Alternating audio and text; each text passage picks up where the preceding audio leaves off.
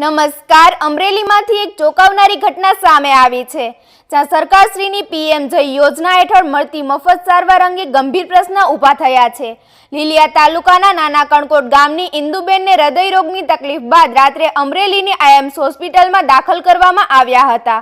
આરોપ છે કે હોસ્પિટલ દ્વારા પીએમ જય કાર્ડ અંગે માર્ગદર્શન આપવા બદલે પહેલા સારવારની રકમ જમા કરાવવાનો આગ્રહ રાખવામાં આવ્યો અને રકમ ન ભરાતા દર્દીને રિફર નોટ આપી અન્યત્ર ખસેડી દેવાયા.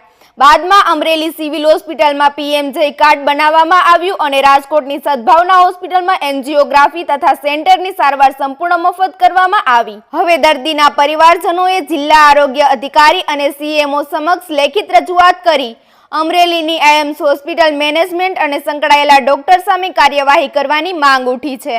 આ મામલે આરોગ્ય વિભાગ શું પગલાં લે છે તે જોવાનું રહ્યું. વધુ સમાચાર માટે જોતા રહો આરપી ગુજરાત ન્યૂઝ, રાજકોટ. નમસ્કાર, હું છું વાડિયાભાઈ કુમાર, પત્રકાર, અમરેલીમાં રહું છું. બનાવ એવો છે કે તારીખ 30/1/2026ના રોજ મારા વતનના ગામ નાના કણકોટથી મારા ભત્રીજા ઈશ્વરભાઈ કુમાર એમના મમ્મીને લઈને ગારિયાધાર ગોકુળ હોસ્પિટલમાં ગયેલા. ત્યાં એમને હૃદયની તકલીફ થતાં એમણે બેનને રિફર કર્યા તો અમરેલી અહીંયા એમ્સ હોસ્પિટલમાં 11:30 રાત્રિના થઈ ગયા. એ પછી દાખલ કરવામાં આવ્યા અને જેવા દાખલ કર્યા એ પછી ડૉક્ટરે કોઈ પણ પ્રકારનો ટચ કર્યા વગર, દર્દીને કોઈ સારવાર કર્યા વગર, કોઈ બ્લડ સેમ્પલ લીધા વગર કે કોઈ કાંઈ પણ પ્રકારની કોઈ કર્યા વગર એમને સીધું જ એવું કહેવામાં આવ્યું કે તમે આ એન્જિયોગ્રાફીના પૈસા ભરી દો, બેનની તબિયત વધારે સિરિયસ છે, એન્જિયોગ્રાફી કરવી પડશે. એ દરમિયાન હું ત્યાં પહોંચી જતાં મેં એમ કહેવાય કે ડૉક્ટરશ્રીને કીધું કે ભાઈ આ કાર્ય જે સરકારશ્રીનું કાર્ડ છે પીએમ જે યોજનાનું, એ કાર્ડ કઢાવીને તમે આગળ કાર્યવાહી કરો.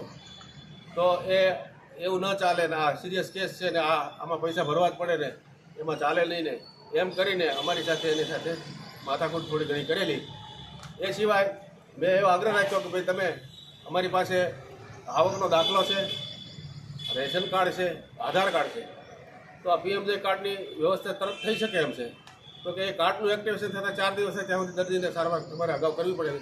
આવા સિરિયસ કેસમાં જો આવા દર્દીઓને સારવાર કર્યા વગર ત્યાંથી રજા આપી દે, રિફર નોટ લખી દે, રિફર નોટમાં ખુદ ડૉક્ટર સ્વીકારે છે કે કન્ડિશન સ્થિતિ બહુ ખરાબ છે અને સુપ્રીમ કોર્ટનો આદેશ છે કે જે દર્દીની હાલત ગંભીર હોય એને પ્રાથમિક સારવાર આપ્યા વગર ત્યાંથી રજા આપી શકાય નહીં. આમ છતાં સુપ્રીમ કોર્ટના આદેશનો પણ એણે એમ્સ હોસ્પિટલ અમરેલીએ ભંગ કર્યો છે અને ત્યાંથી અમે એને તરત જ રજા આપતા અમે સિવિલ હોસ્પિટલમાં રાતના 1:30 વાગ્યાની આસપાસ લઈ ગયેલા 31 તારીખે.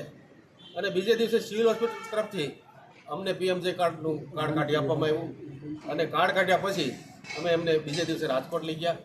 રાજકોટ ખાતે 3/2/2026ના સફળ ઓપરેશન, એક સ્ટેન્ટ બેરું, એક નળીમાં, અને સારી રીતે એની સારવાર થઈ ગઈ. જો આ પીએમ કાર્ડ દ્વારા સિવિલ હોસ્પિટલ કાર્ડ કઢાવી દેતી હોય અને એ કાર્ડ દ્વારા રાજકોટ હોસ્પિટલ જો સારવાર મફતમાં કરી દેતી હોય તો એમ્સ હોસ્પિટલમાં કેમ ન આવી સારવાર થાય, એવો મારો સવાલ છે. અને આ બાબતે મેં જિલ્લા આરોગ્ય અધિકારીને એક અરજી આપી, આરોગ્ય મંત્રીને એક અરજી આપી છે, સરકારશ્રીમાં લખ્યું છે અને તમામ વિભાગમાં આ અરજી આપી અને મારી રજૂઆત કરી છે. અને આ એમ્સ હોસ્પિટલ અમરેલીનું લાયસન્સ રદ કરવામાં આવે, એમના વિરુદ્ધમાં દંડની કાર્યવાહી કરવામાં આવે.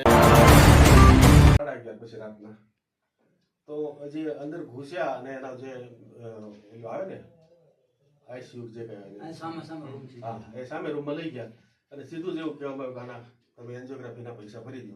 ભાઈ સાહેબ, સરકારશ્રીની કાર્ડની યોજનાની વ્યવસ્થા છે એ કઢાવે અને પછી સારવાર કરો. તો કે ન ચાલે, સિરિયસ કેસ છે ને, આમ છે ને તેમ છે ને, એવું બધા મને અંદર ઓફિસમાં બોલાવ્યો. મારી સાથે આવું બૂમ હતું, મને બહાર મૂકીને આવો. ભાઈ આ કાંઈ ચાલુ નથી, આને ચાલુ કરવા માટે મેં કીધું ઇન્સ્ટ્રુમેન્ટ લગાડવા પડે.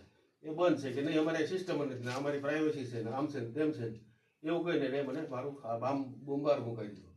એ પછી એમને રિફર નોટ લખી અને રજા આપી દીધી. ત્યાંથી એ આ સિરિયસ કેસ તમે ડિસિઝન લેતા નથી, એમાં ચોખ્ખું લખ્યું છે. અને એટલે અમારી રજૂઆત છે કે એની તપાસ થાય અને લોકો પાસે આવી લૂંટ થતી અટકાવે.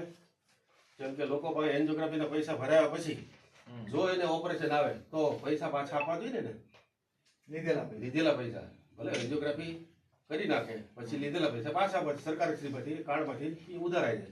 પણ એવું આ લોકો કરતા નથી. એટલે મારી રજૂઆત છે કે આવા દર્દીઓને બીવડાવી અને પૈસા લે છે અને ફરીથી કાર્ડમાં પાછા ઉધારીને પાછું કમાય છે ડબલ. સાહેબ અગાઉ પણ એ વિવાદમાં આવી ગયા. દર્દી પાસેથી પૈસા લે છે, સરકાર પાસેથી લે છે. એટલે એના જે કઈ નિયમ મુજબના જે પગલા લેવાતા હોય આપણે